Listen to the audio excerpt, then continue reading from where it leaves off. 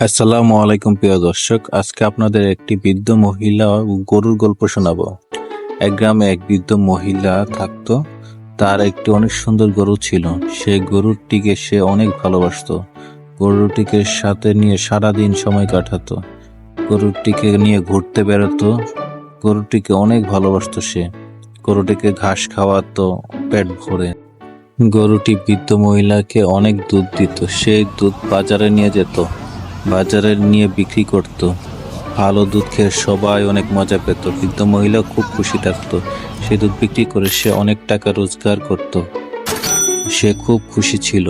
হঠাৎ একদিন একটি চোর তার গরুটিকে দেখতে পায়। তার গরুটিকে দেখে সে চোরটি চুরি করে নিয়ে গেল।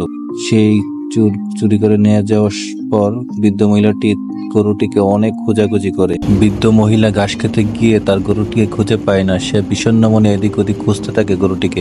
একটি ভালো পুলিশ চোরকে দেখতে পায়। পুলিশ চোরকে দেখে তাড়া করে, তারপর চোরকে ধরে মার দেয়। গরুটিকে নিয়ে বৃদ্ধ মহিলার কাছে দিয়ে আসে। বৃদ্ধ মহিলাটি গরুটিকে দেখতে পেয়ে খুব খুশি হয়। বৃদ্ধ মহিলাটি সবাইকে লাইক সাবস্ক্রাইব করে পাশে থাকার জন্য আহ্বান জানায়।